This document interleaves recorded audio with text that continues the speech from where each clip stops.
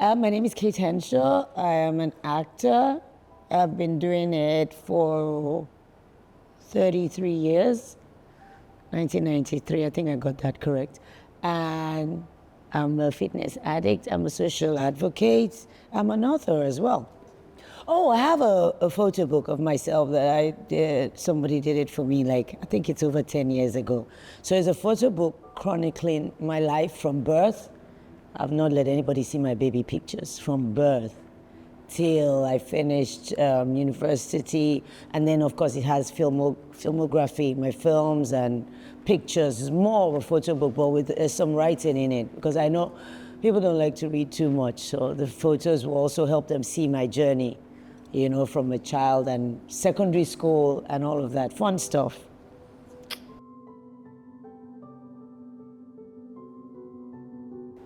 My very first character was Omono, my very first film, When the Sun Sets. I fell in love with her because of the story. The story was a young girl who grew up in a well-to-do family, of course pampered by her parents, so they didn't have to work a day, went to school, the mother was stay at home, and of course they then lost the breadwinner. So they were at odds. The bank came, took everything. They had to move from a palatial home to the boys' quarter of somewhere. And it now fell on her, the first child, to help her younger ones and her mother. And of course, she took to the streets, became a prostitute, met a young man who was one of her customers, and he helped her get out of the business, and they ended up together. So it was a fairy tale kind of ending. Yeah, quickly I was like, you don't believe it anymore. It can still happen. It doesn't have to be prostitution, but it can be from someone in a lowly place, and then you grace to grass, and then grass to back up to grace.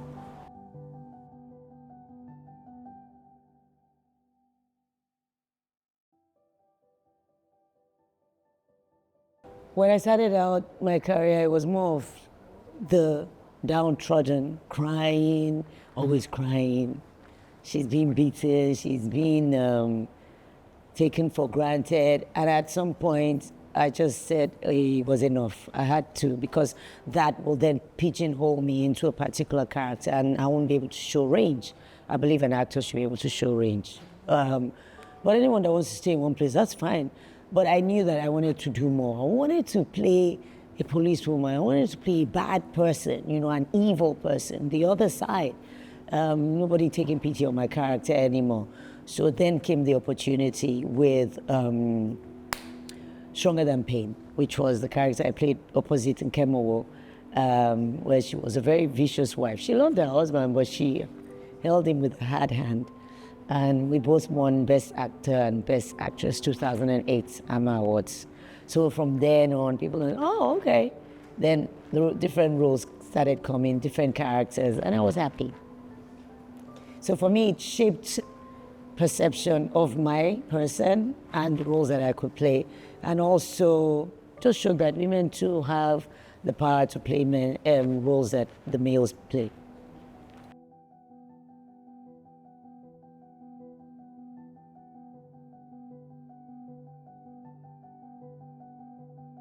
For me, it's basically to show the strength of a woman. When I say strength, I'm not talking about muscles.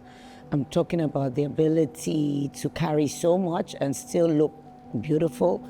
The ability to also be soft, because there's strength in being soft. There was a particular role that I played where I was a policewoman. And we all know the perception of the Nigerian police, but this policewoman was totally different. She was about following through on investigations, making sure that the character got justice. And there was a scene where the character, the complainant, tried to bribe her, and then she said, no, Stainless is my name. I do not take any bribe. I don't need any bribe from you. I thought that was very, very powerful. And she was also pregnant, and the complainant had just lost her child. So there was that also fear and maybe tragic story of you're bringing a child into the world. A child has been taken out of the world. So what sort of environment are you going to create for your own child to thrive in? So it was very powerful for me. And originally that role was for a man. but they gave it to me. And I was so excited because it's so powerful, the film, beautiful. It won awards and it was produced by Ego Boyo, directed by Akin Omotosho. The title is The Ghost and the House of Truth.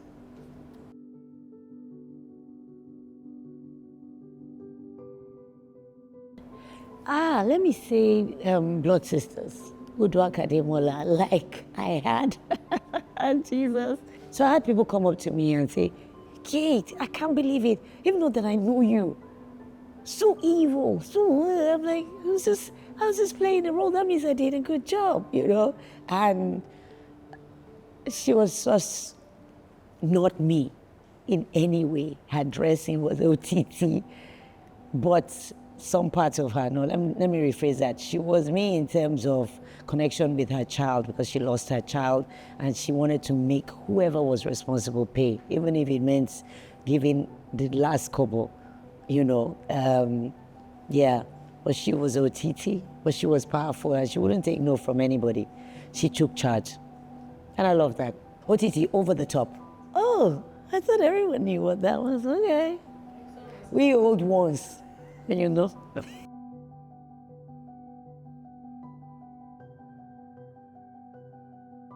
We have done somewhat, we have moved the needle because we've portrayed women as domestic violence victims, as poor, as, you know, having a hard life. Now the tables are turning. The stories are becoming better. The women are maybe being the antagonists now. Nice. It's nice for the tables to turn.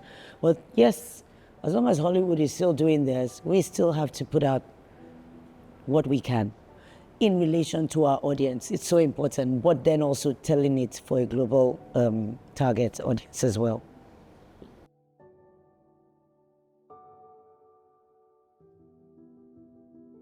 I wouldn't call it generosity, I'll call it assistance. It was my very first movie, When the Sun Set. Never acted a day in my life. I'm a medical microbiologist. I was just about to go for my youth service at Bauchi General Hospital. I got invited by the late JT Tom West to come for an audition. I had no idea what an audition was. And of course, there were no phones then. So he said, oh, it's for a movie. Okay. And then we went. And I got the role, to cut a long story short, but then I had to act opposite people who had done it before me. Bob Manuel, the late Fumi Martins, the late JT Tom West, the late Imaya Dokpai, Franca Brown, and they were all helpful, but particularly Bob Manuel. I still spoke about it some weeks ago to thank him because he assisted me. He's basically tutored me and said, okay, this is how you do it. He became my friend. We would rehearse my lines over and over again, even on set. He would, you know, tell me how to, you know, speak and be measured and to make sure that I got my lines. But I think I also did the work, but he was of great help to me and I won't forget. I will never forget JT because without him, I won't be seated here, to be honest. I choose joy. Not that I don't have sad moments, but I choose joy. What brings me joy is music. It's great music. It's every day I open my eyes and I'm like, okay, I've been given another chance to try. It's music. It's waking up in the morning to go to the gym. That's the highlight of my day. Like mornings, tell me 4, 5. I'm ready to fly. You know, music does. If I hear music, I really don't care who's there. I will dance, I will move on the aisles in the supermarket, anywhere. I hear good music, I'm gonna move. Yes, that brings me joy. Seeing people happy, beautiful women. I tell women as much as I can, you're beautiful. Your skin color is gorgeous. Don't change it, don't touch it. Don't fry your hair. You're gorgeous. Yeah, fry with Pemin. Yeah, natural hair. Yes. You're beautiful too. I love your hair. Nice twists.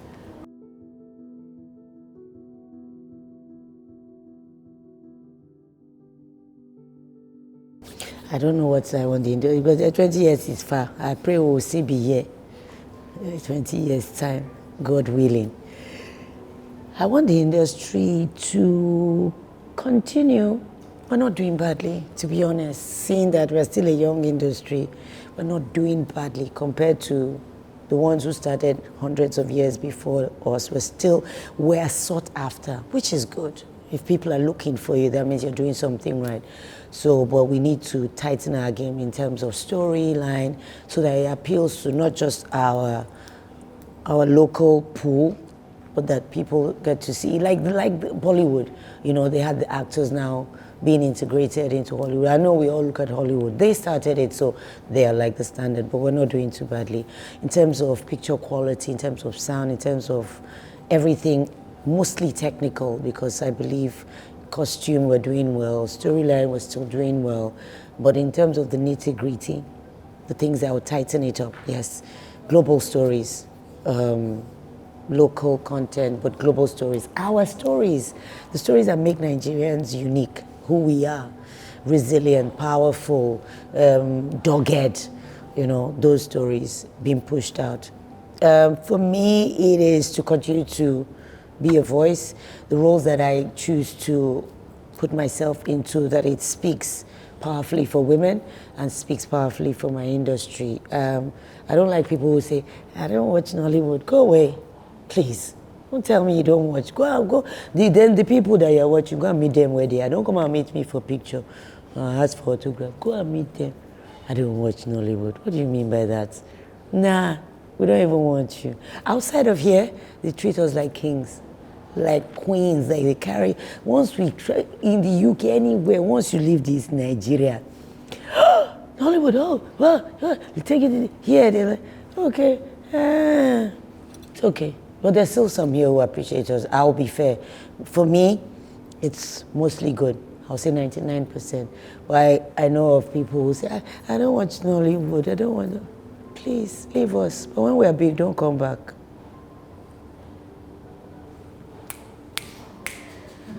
That's it.